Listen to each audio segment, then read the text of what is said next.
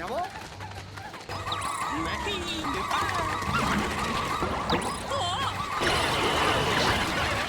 up, shut up, shut up, shut up, shut up! 22 years later and they're still hammering us with these obnoxious tutorials and intrusive character dialogue.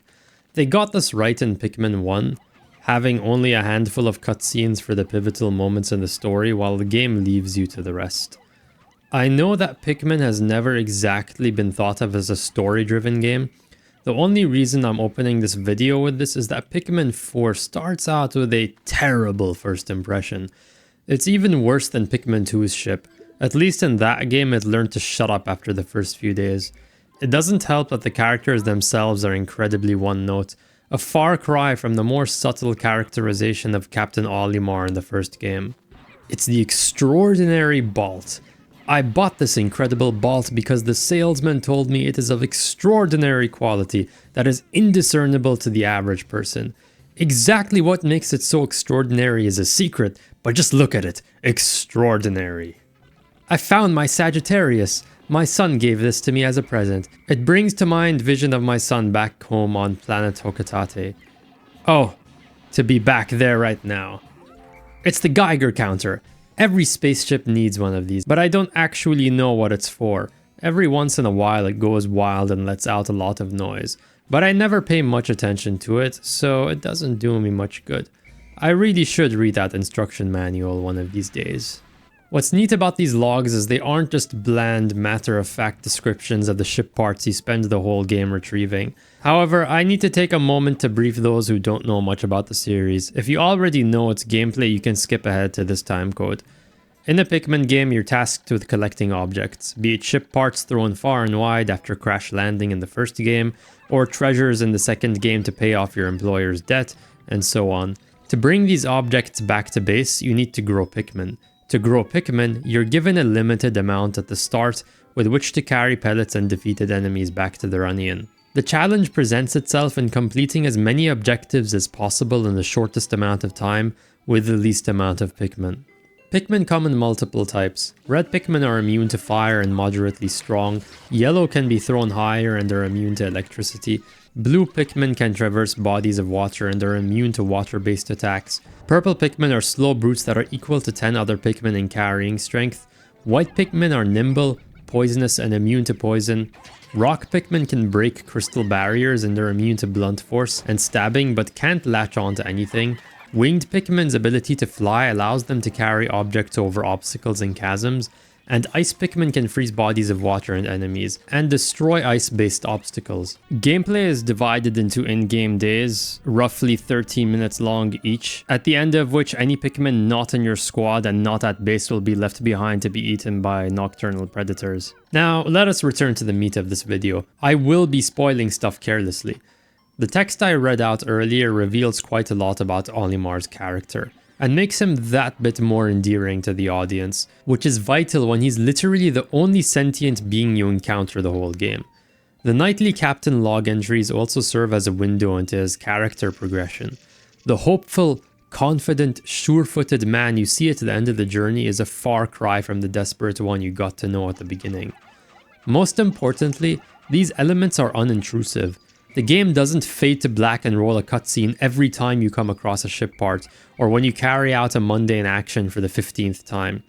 You do get a cutscene every time a part is brought back to the Dolphin, but given there are 30 of them to salvage, compared to the more than 200 treasures in Pikmin 2, they are far more welcome here, especially since Olimar takes the opportunity to remark on it, and again, give us a bit more insight into his character. We admire the successes and lament the failures alongside him. It's important to note that he rarely ever beats you over the head with anything. When you lose a Pikmin to a bomb rock explosion, the game doesn't grind to a halt with a cutscene.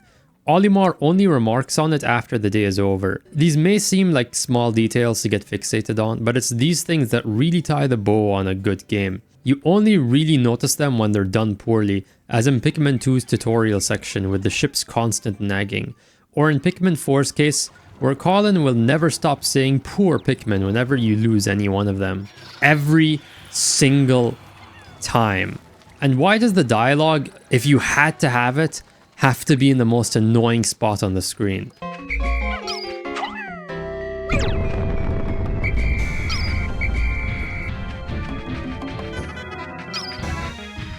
Before we go further, I need to give some background. I've played the main campaigns of the first 3 Pikmin games, including Pikmin 3 Deluxe, to completion numerous times, and I've sunk many hours into their side modes, earning perfect scores in gold and platinum ranks in many challenge mode levels. But I also haven't seen any of the promotional material for Pikmin 4 at all, which for the sake of this video, gives me the benefit of working with a blank slate as far as new features and changes are concerned. So when I went into this game blind and came across my first cave, I was a bit apprehensive, given my memories of the caves in Pikmin 2. For those who aren't familiar or need a refresher, caves were introduced in Pikmin 2 as multi-level dungeon crawling sections, where you had unlimited time to explore, but at the cost of not being able to reinforce yourself with Pikmin. Also, if you chose to leave one of these levels before reaching the end, you would have to leave behind all of your treasure so you could take your Pikmin back, so you were incentivized to go the whole way through. What you bring in is what you keep, and some of the later levels are very daunting to get through for Pikmin 2 first-timers. I remember my first time in the Hole of Heroes. After going through 6 or 7 bosses in a row, I managed to get to the final sub-level and defeat the Raging Longlegs, only to realize I didn't have enough Pikmin to carry the treasure back. That opened up a major frustration in Pikmin 2. If you missed a treasure on, say, the last sub-level in a 10 sub-level cave, you would have to go through each and every one, through 10, yes, 10 loading screens to finally 100% the cave. Now, you can get better at the game, like myself after having finished it dozens of times, avoiding taking losses and ensuring you have enough of the right types of Pikmin to complete tasks. But even then, you're still going to have to do a lot of backtracking to farm purple Pikmin, because you need 100 of them to carry the Doomsday apparatus back, and they can only be farmed underground. This threat of having to backtrack looms large over your head, and has long instigated the fashion of resets coming in Pikmin 2's caves, even after taking only minor losses. All of this is to put into perspective my immense relief when I found out that the developers had learned a lesson or two. In Pikmin 4, you can travel directly to any sub-level from the cave entrance, given you've reached that far first, of course. What I don't fully agree with is how you can select which Pikmin to deploy upon returning from a cave, and without having to return to the base. I can see this being a method to cheese the game by deliberately jumping into a cave, only to jump back out so you can save time by not backtracking to base. You could argue that's a fun trick, akin to how you can exploit caves in Pikmin 2 as a method for teleporting Pikmin back to your base if they're not in your squad. This change makes less sense when you consider that there is more than one area to deploy your base on the map now. It could have been much more fun to meticulously plan out where and when to move your base, had they kept the Pikmin 2 system of ejecting you back to base when leaving a cave. A few years back, during one of my many attempts at finishing Pikmin 2 in 10 in-game days, I had a lot of fun trying to beat the Wistful Wild level in just one day. It involved carefully planning how to deploy Pikmin and which tasks to complete first before jumping into a cave to force them all back to base. Instead of the conventional method of running back and forth between groups of Pikmin, manually returning them to the Onion so I can call out others. Given it's only been a few weeks since release, I wouldn't be surprised if people develop some high-level strategies and challenges. But the way it stands, there seems to be less room for the player to be inventive in how they exploit every second of their time. What about the caves themselves, though? Aesthetically and thematically, the Pikmin 4 caves are far better than their Pikmin 2 counterparts. While Pikmin 2 had several standout examples, like the subterranean complex with its rusty architecture and mechanically minded enemy designs, and Glutton's Kitchen with its wooden and carpeted environment teeming with bugs, and Shower Room with its tiled terrain and aquatic themed enemies, not to mention one of my preferred songs.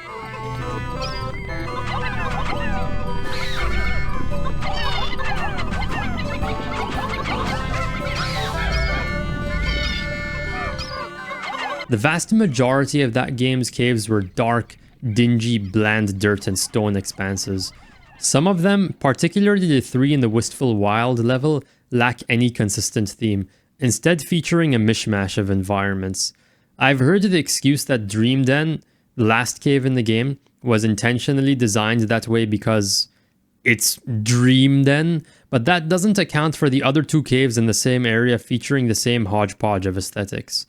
On the whole, Pikmin 2's caves felt as though they were cobbled together, an excuse to pad out the game, not helped by all the backtracking you will inevitably have to do to farm purple Pikmin.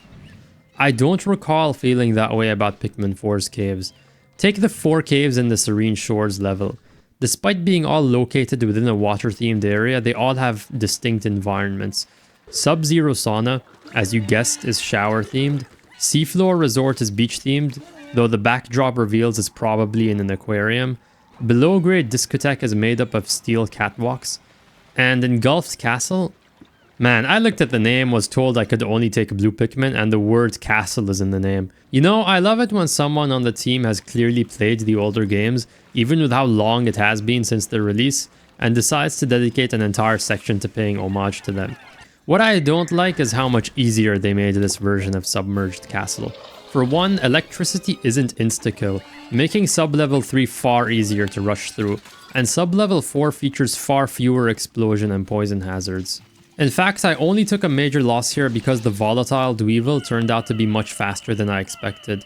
And this is one mistake that everyone seems to be making. The Water Wraith in Pikmin 2 was not that much of a threat on its own. It was the combined weight of fighting enemies, destroying hazards, and carrying treasures back in conjunction to avoiding the Wraith that made for a nice little challenge. One major problem that permeated Pikmin 2's caves was the unlimited time you were given to complete them. It went against the time management challenge that made Pikmin what it was in the first place. And Submerged Castle was made so much better by being the only cave where you had to actually think your way through it. Nothing was more satisfying than getting through all the cave sublevels without encountering the Water Wraith. Pikmin 4's Engulfed Castle just doesn't land that well. It was novel seeing the environments remastered all these years later, but it's a shame they didn't do anything more with it. Worse yet is how much less aggressive the Water Wraith is. It doesn't chase nearly as persistently as in the original rendition of this cave. But that tangent aside, yes, the caves in Pikmin 4 very clearly had more effort invested in their aesthetics, and some of the later ones definitely encourage you to think about managing your forces effectively. Gameplay wise, I'm happy they made time pass even when you were in them. There's at least some reason to not waste your time, but I wish that was applied to the overall game rather than giving the player an unlimited number of days to complete it. And that lets me neatly segue into the one thing that's let the gameplay down the most: the general lack of difficulty.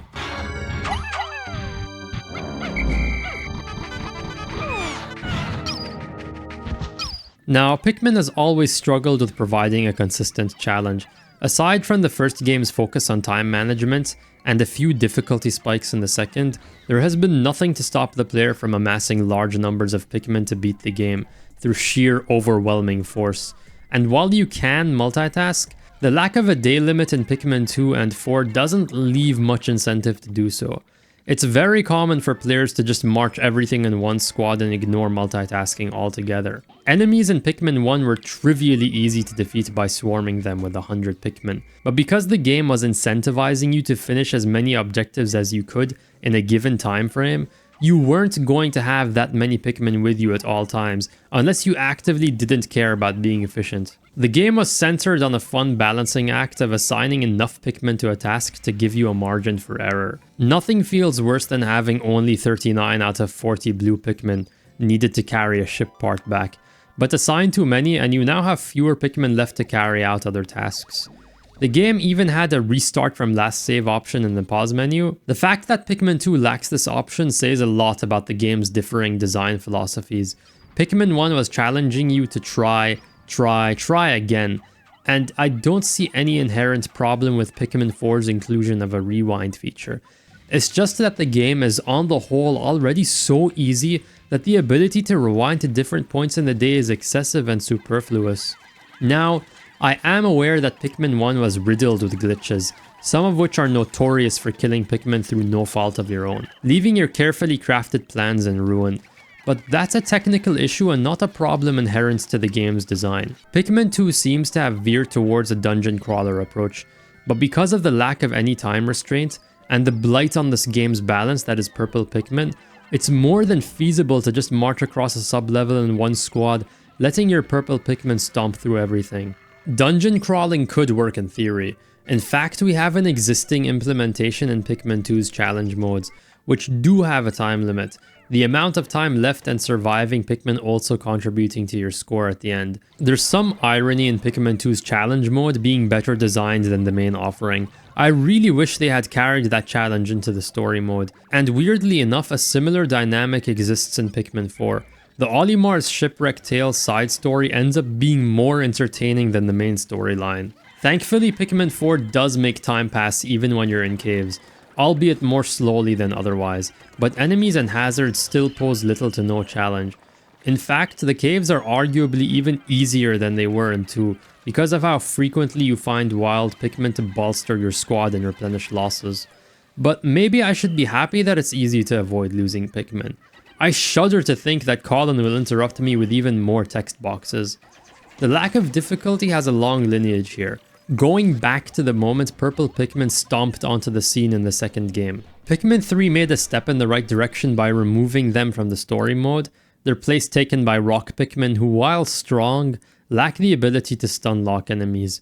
It was also good to see a day limit return and, combined with 3 captains, the ability to autopilot them to different areas and smarter Pikmin AI. Pikmin 3 did manage to provide a decent time management challenge. Pikmin 4, however, does a few flips backwards by not only reintroducing purple Pikmin, but adding Ice Pikmin to the series, capable of freezing enemies at the cost of not leaving a corpse behind for harvesting. But beyond the first few days, it becomes quite easy to grow Pikmin, so you'll happily be willing to make the trade-off for removing any threat whatsoever from the fight. To top it all off, you get as many days as you want to finish the game. People will defend this decision for the sake of accessibility, but it would be as simple as providing an option to play a timed campaign upon creation of a file. Strategy games answered this issue ages ago by giving you a sliding scale for campaign length. If people seriously are getting overwhelmed at the thought of having a couple of options in the game menu, then I can only wonder if video games should be even catering to them in the first place. And while we're on the topic of difficulty, I'm not too fond of the enemy gates introduced in Pikmin 4. You know, a door with a counter on it signifying a certain number of enemies that need to be defeated in order to progress. A novel way to save time in a Pikmin game is to selectively defeat enemies, particularly when you're intimately aware of the path your Pikmin will take while carrying objects. My favorite manner of going about this is assigning white Pikmin to carry an object, and watching them zip by, fast enough to outrun projectiles and explosions. If white Pikmin aren't an option, then you could use another leader to distract an enemy while the Pikmin slip by. In fact, if you're going for a low day run, then these tactics are necessary. That you don't have to defeat most enemies gives you something more to think about. While these enemy number gates aren't that common, their mere presence is concerning. There is a trend of taking away options from the player. When you combine these barriers with all the ways different parts of levels have been gated off from either your leader or your dog sidekick. But that's an issue I'll get into shortly. Now, what about the Dandori battles and challenges?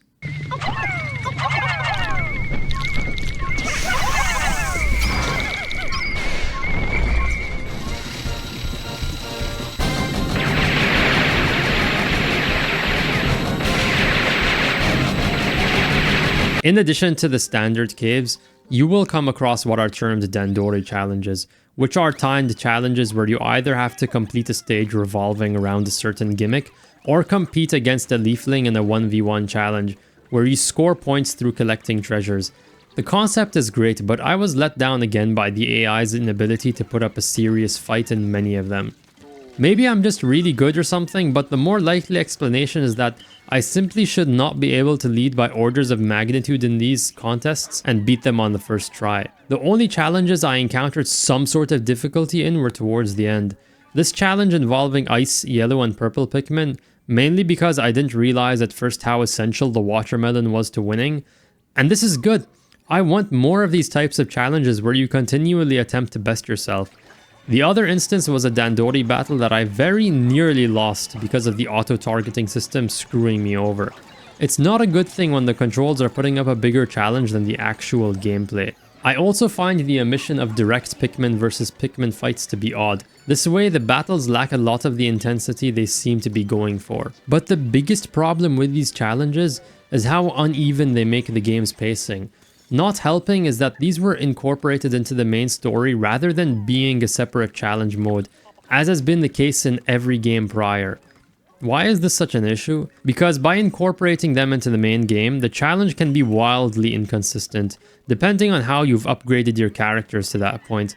For most of my playthrough, I actually avoided the vast majority of character upgrades, and it was only much later that I realized how much I was handicapping myself. Take a look at this challenge where you have to ferry this purple onion back to base, through a gauntlet of enemies, a water wraith and multiple barriers. The onion itself has a carrying weight of 100, which is the maximum number of Pikmin allowed on the field at a given time. Without any upgrades, you are going to be stretched very thin as you split Pikmin into a carrying group and a path clearing group. But you can train Uwachi, your dog sidekick, by train I mean purchase a skill, to have a carrying strength equal to 100 Pikmin, meaning you can forget about cleverly dividing your forces. The upgrade system is a mess. It's very easy to get the points you need to buy skills, but what makes it more infuriating is that the game fools you into thinking the upgrades are optional, when a few of them actually aren't, and even the ones that aren't technically required are still massively beneficial, to the point that you are significantly handicapping yourself by refusing to take them. Look, I know some people will argue that you can just actively ignore them and provide yourself with a stiffer challenge, but if you haven't watched my other videos, I'll have you know that I don't hand points to a game based on self-imposed restraints. If this is going to be an objective analysis, then I need to examine the game from the perspective of someone who is playing to win, because different people will invent different self-imposed challenges, and it's not feasible to script a video where I count for all of those. So, I chose to ignore the Scorch Guard upgrades, only to arrive in Hero's Hideaway to see a cave that was off limits without it. There is no indication which upgrades will be necessary to 100% the game. While Pikmin 2 had unavoidable upgrades for your leaders, you could collect them in whichever order you wished, and the game never gated you from an area for not having one. I lost quite a large chunk of time in my first playthrough of Pikmin 4 to this fire barrier and to a bunch of buried treasures that I missed. I missed them because I chose not to buy the treasure gauge upgrade, because 1, I didn't know there was buried treasure in this game, and 2, I was haunted by memories of this extremely annoying Pikmin 2 treasure gauge.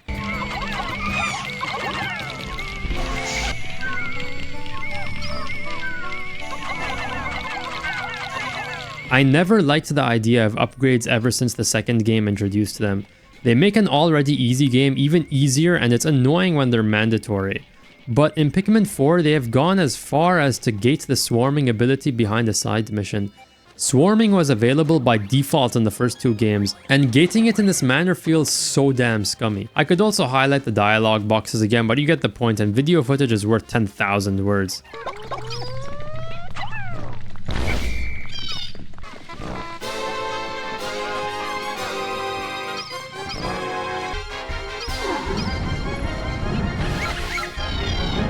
I began documenting my thoughts on Pikmin 4 shortly after starting it, and I was pleasantly surprised to see the game showing some sort of self-awareness when it hit me with Olimar's shipwreck tale. It's the side story that you unlock after rescuing him. Right off the bat, it scores a major win. You have 15 days to gather 30 ship parts. Pikmin 1's 30-day limit for 30 parts is a joke in comparison. Though, the fact that you have a second leader and much better multitasking features somewhat shifts the odds back in the player's favor. You're also limited to the 3 original Pikmin types, which means combat regains some of its challenge. Make no mistake, the enemies are by no means particularly tough, but they do serve a purpose as a sort of time waster given the constraints of this mode. Beyond the opening days, I found myself ignoring many fallen enemies.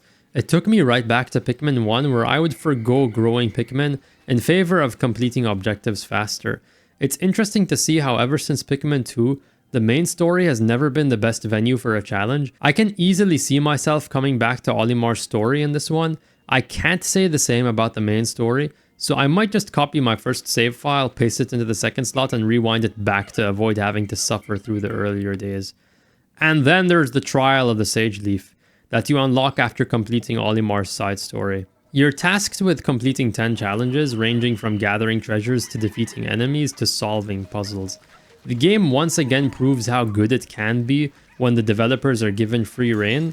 The treasure gathering challenges are the highlight, and I especially enjoyed figuring out the best way to use the geometry here. Winged Pikmin are slower at carrying treasures, but they can clear obstacles with them, while white Pikmin are grounded but are the fastest at carrying treasures.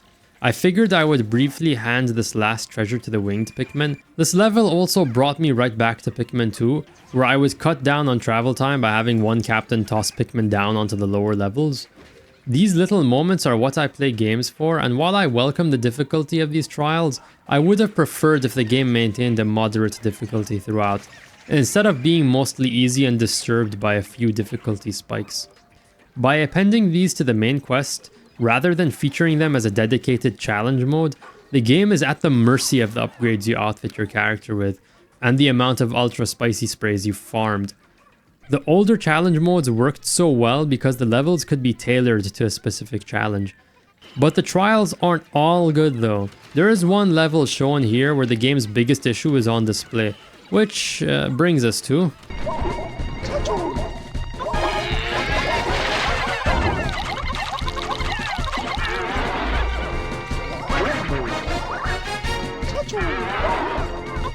Just like with Tears of the Kingdom, it is impressive to see how much performance Nintendo's software engineers can coax from the very limited hardware the Switch has. Keep in mind, this is a console that released in 2017 and would have entered development in 2015 at the latest.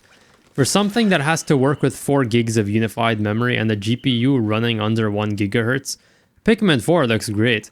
That being said, limitations are limitations, and there is only so much you can do with such little horsepower. The game's reliance on FSR can't fully mask this shortcoming. Especially if you're playing this game on a PC monitor as I did, you won't stop noticing all the stair-stepping on nearly every line, or the excessive shimmering and popping. At several points I also noticed some pretty excessive detail culling. It's normal for games to render distant creatures at a lower texture quality, but here you can see a blowhog just stop. Minor issues compared to what comes next. The interfacing is a whole different set of issues. I understand that not having the Wii's pointer controls means certain changes are going to be made, but you could have literally just used Pikmin 2's GameCube controls as a blueprint. The auto lock-on system does not work well. It makes a mess of fighting hordes of enemies, such as Bulbear patrols and especially during nighttime defenses. It is the single worst thing about this game. The controls are even worse than Pikmin 1. While Pikmin 1 had sluggish controls, the sluggishness was predictable and something you could get used to, whereas I have more than 10 hours in Pikmin 4 as of writing the script, and I am still having issues with targeting. The only solution is to bring as many Pikmin as you can to a fight, preferably purple or ice Pikmin. It completely works against the idea that you should be dividing your forces. I honestly think they added the glow Pikmin's stasis effect, anticipating the problem. I don't see how I could avoid taking losses during night missions without this ability. Pikmin 2 perfected non-motion control interfacing. You could precisely aim Pikmin wherever you wanted, and there was a bit of satisfaction to be found in nailing individual enemies in a cluster, and having to keep track of the exact number of Pikmin you've thrown. Pikmin 4's interfacing takes too much control away from the player. I would have preferred the older camera, the more restrictive one where you centered using a shoulder button. If only it meant we could swarm at Pikmin by default. Clearing out an area of corpses and treasures feels like way too much of a chore, having to button mash throwing and charging repeatedly. And even with the return of the swarming feature and Olimar's tail and after retrieving all the musical treasures, there's still an issue. You need to use the same joystick to control the swarm that you use to also control the camera. It's too finicky to be reliable. The auto lock-on should just be scrapped entirely. Failing that, it can be relegated to an accessibility option. They also didn't do anything about the whistle problem. It still covers too much of an area and expands too quickly for you to carefully select Pikmin, and the Pikmin themselves still don't spread out far enough when they're dismissed. Combine this with the high sensitivity of the cursor and it makes selecting Pikmin far more tedious than it needs to be. If you're wondering why I would fixate on these annoyances even though they may seem minor, I'm coming from PC games where precise controls are simply a given. The imprecise whistle, the fact that dismissed Pikmin don't spread out far enough, the finicky targeting feature, these are minor issues on their own that together make the game more frustrating than it needs to be. Take this encounter with the Emperor Bulblax at the top of the sandcastle in Serene Shores. In Pikmin 1 and 2, it was quite easy to precisely throw Pikmin onto his cheeks and forehead while avoiding his mouth. But here, thanks to the auto-targeting feature, my blue Pikmin are landing right in his mouth and getting killed. It drags the fight out unnecessarily and makes it into a chore where you're spending the majority of the time simply avoiding attacks. Because my losses would result in an unacceptable delay as I tried to replace them, I opted to restart the day and circumvent the issue with yellow Pikmin. Their higher throwing arc allows them to avoid his attack hitbox. I'm not exaggerating when I say the vast majority of my losses in this game have come down to fighting with the controls.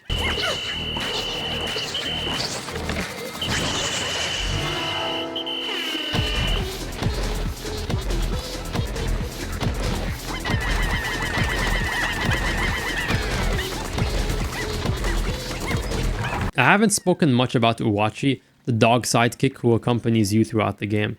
He deserves his own chapter. To understand Uwachi, we need to delineate the difference between captains and Pikmin that have existed throughout the series. Pikmin can destroy obstacles, carry objects, and defeat enemies, while captains are capable of leading Pikmin, plucking sprouts, and throwing Pikmin. Captains are generally poor at combat and have limited, if any, capacity to damage obstacles, while being unable to carry objects. Captains also can't be thrown outside of Pikmin 3. Uwachi was introduced as a hybrid of Captain and Pikmin. He can lead Pikmin around on his back, throw them, but can't issue charge commands. He can pluck Pikmin, giving you upgrade him to do so. He has the carrying strength of multiple Pikmin, which can be hugely expanded with upgrades. He can't be thrown, and without upgrades he is vulnerable to all hazard types. Perhaps the two most important differences between him and a standard captain? Uwachi can't go underwater, instead paddling on the surface, which allows him to ferry all types of Pikmin across bodies of water. And Uwachi can jump, which no captain has been able to do throughout the series.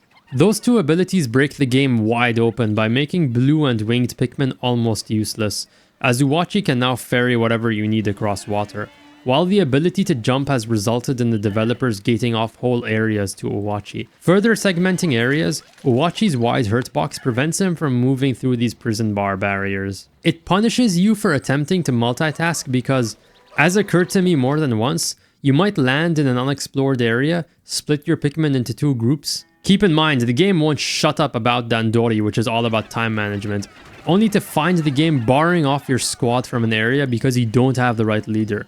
There was no need to reinvent the wheel here. All they needed to do was copy and paste the captain system from Pikmin 3. The result is an all too common sight. You will run around the level as a single group or spend 5 minutes using the survey drone to carefully plot the separate courses of your captain and Uwachi. That is, if you have enough patience to use this horribly sluggish feature. Again, literally just import the much smoother, more detailed radar map from Pikmin 3. People are getting to work figuring out the quickest way to beat this game and the least amount of Pikmin needed for doing so. I can only wonder how much Pikmin 4 is held back by its unintimidating enemies and interfacing issues, not to mention the obnoxious one-dimensional characters. Some of my strongest Pikmin memories are made more powerful by Olimar's silence in the first game. Most of the story isn't told through his logs, it's told through your own actions.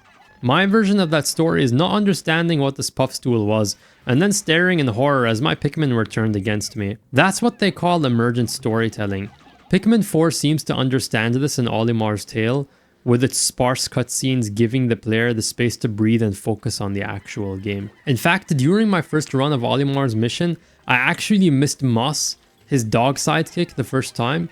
He does blend into the scenery, I guess, and maybe I was too used to having characters point out the obvious to me. Games are great when they let you forget, make mistakes and miss details like this.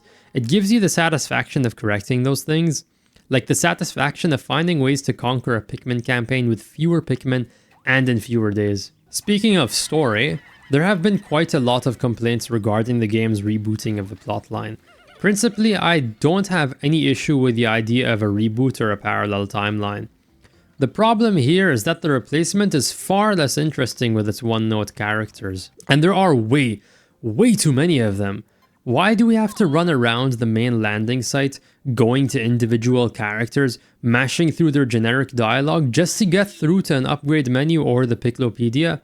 Bring back the location select menu from Pikmin 1 and 2, where everything was instantly accessed by a button press. The constant interruptions, the repetitive dialogue, combined with the Dandori challenges and Olimar's side mission, all serve to shatter the game's pacing. I didn't realize it at the time, but Pikmin 1 is helped so much by the fact that the game just leaves you alone. Even if you lose 50 Pikmin to an enemy in one fell swoop, Olimar remains silent and the game doesn't abruptly take you into a cutscene. The most you will get is a diary entry at the end of the day, after the gameplay section. The balance is majorly borked. Uwachi's swimming abilities and his hazard immunity upgrades serve to render red, yellow and blue Pikmin obsolete. Winged Pikmin were also hugely nerfed, now taking extremely suboptimal paths when carrying objects for the most part, to the point that white Pikmin are generally much better at that task. The addition of Ice Pikmin, extremely proficient at combat, leaves rock Pikmin useless besides breaking down glass walls, while being able to freeze water is another middle finger to blues. Even if you were to remove the limit on only having 3 types out at once, there's hardly any reason to bring anything other than ice, purple and white Pikmin for obliterating enemies and having large carrying capacity.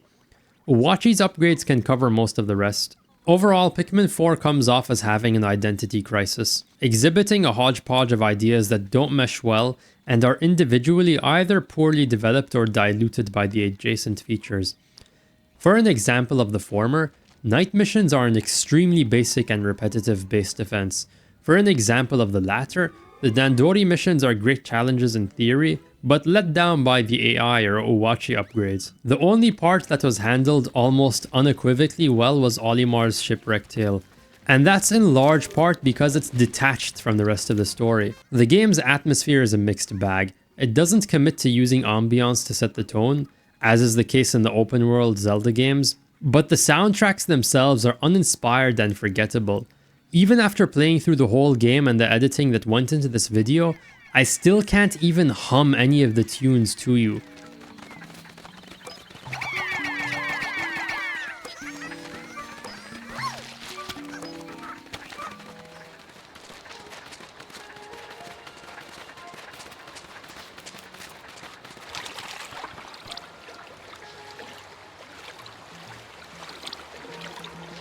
Compare this to the music that greets you in the final trial, Pikmin 1's final level.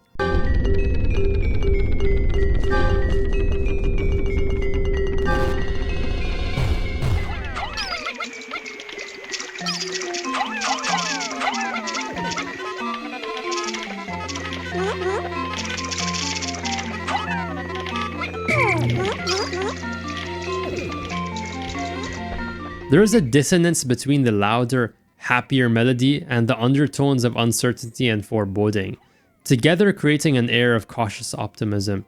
You're so close to the end, but this is no time to let your guard down. It really helps that Pikmin 1 was so single-minded in building an atmosphere of isolation, giving that much more incentive to the player to actually succeed and get off the planet. I can't recall a single moment in Pikmin 4 that allowed such immersion. The sad part is, all that was really required was a combination of Pikmin 3's gameplay with a much better version of Pikmin 2's caves, neatly punctuated by a time limit, instead of trying to be multiple games at the same time.